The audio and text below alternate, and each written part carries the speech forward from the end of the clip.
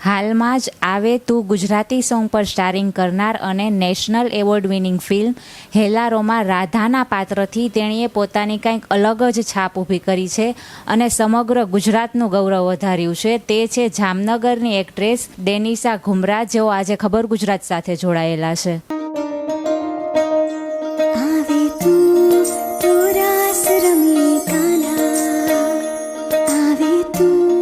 ફરી વખત ખબર ગુજરાતમાં તમારું સ્વાગત છે. હાલમાં જ તમે આવે તું ગુજરાતી સોંગ પર દેખાણા હતા, એ અનુભવ કેવો રહ્યો? મને એકચ્યુઅલી બહુ જ મજા આવી એ સોંગ પરફોર્મ કરવાની, કારણ કે નાનપણથી પેલું તમને ફેન્ટસી હોય ને કે કોઈ પણ એક ગીતમાં તમે આમ લિપસિંગ કરી અને ડાન્સ કરશો અને મહેલો જેવા વાતાવરણમાં you will perform. So I guess અને ઐશ્વર્યા મજમુદારે બહુ જ સુંદર ગાયું છે and I loved performing on it. બહુ જ સુંદર એક્સપિરિયન્સ હતો. કેટલો સમય લાગ્યો હતો શૂટ કરવામાં? અમે એક જ દિવસ શૂટ કર્યું હતું આનું એકચ્યુઅલી, અને એક દિવસમાં we could shoot the whole song, એટલે મજા આવી છે. આ રાજકોટના આઉટસ્કર્ટ્સમાં આઈ થિંક ખીરસરા પેલેસ છે ને, ખીરસરા પેલેસમાં અમે લોકોએ સોંગનું શૂટ કર્યું હતું.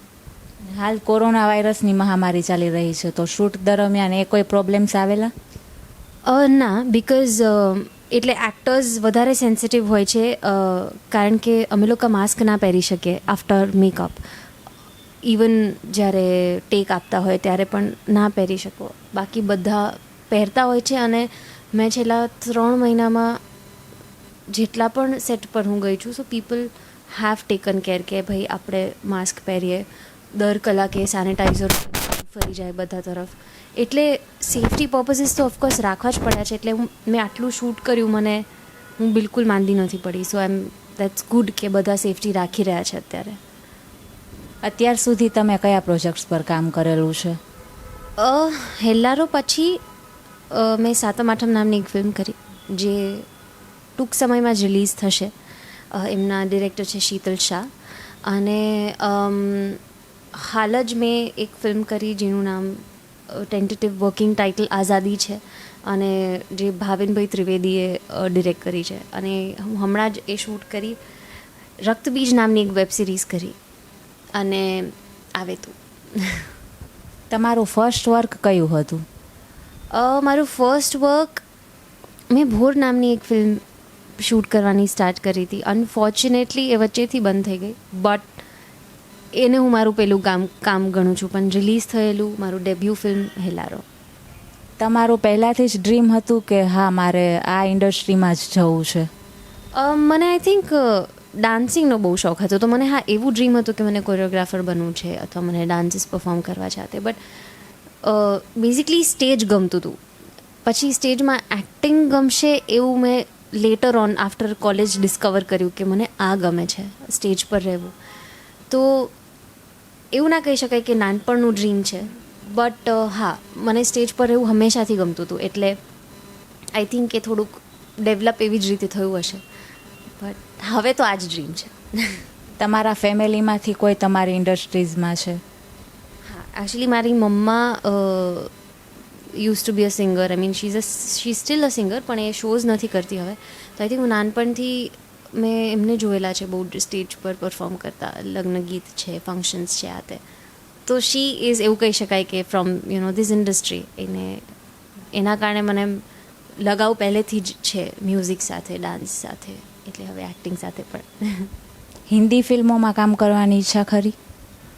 ઓફકોર્સ, મારા માટે લેંગ્વેજ કોઈ બેરિયર નથી. મને સારી ફિલ્મો કરવી છે, મને સારા કેરેક્ટર્સ કરવા છે, પછી હિન્દીમાં હોય કે બીજી કોઈ ભાષામાં હોય, જેના માટે મને ભાષા શીખવી પડે તો પણ મને વાંધો નથી. પણ so it's rather it's English or Hindi કે ગુજરાતી કે કોઈ પણ બીજી ભાષા, અગર એની વાત સારી હોય તો મને બહુ જ ઈચ્છા છે એ કરવાની, એવી વાત છે. હેલારોને જ્યારે નેશનલ એવોર્ડ મળી ગયો પછી તમારી લાઈફમાં કોઈ ચેન્જ આવ્યો? તમારી લાઈફમાં શું અસર થઈ એ એવોર્ડ પછી? હેલારોને નેશનલ એવોર્ડ મળવો એ બહુ જ આપણા બધા માટે બહુ જ મોટી વાત છે. અને અમારા બધી એક્ટ્રેસીસ માટે બહુ જ અમારી કરિયરને એને એક સુંદર ગ્રાફ આપ્યો છે એમ. એટલે બહુ જ ઘણો બધો ડિફરન્સ છે કે પહેલાં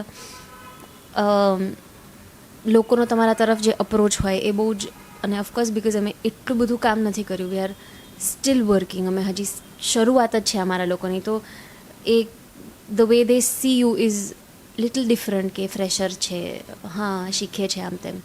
બટ હેલ્લારોને નેશનલ એવોર્ડ મળવો, હેલ્લારોનું રિલીઝ થવું, એના પછી એક અલગ પ્રકારની રિસ્પેક્ટ, લોકો થોડુંક બહુ સારી રીતે અમને જોવે છે અને they look up to us, અને they've enjoyed Hellaro and all the garbas, એટલે એ લોકોનો પ્રેમ પણ બહુ અલગ પ્રકારનો મળે. અને ઇવન ઓન સેટ એ જ કે અપ્રોચ બહુ સરસ હવે થઈ જાય, સિરિયસલી બેઝિકલી લે તમને લોકો એક્ટર તરીકે, સો દેટ્સ ગુડ. ગરબા રમવા ગમે છે તમને?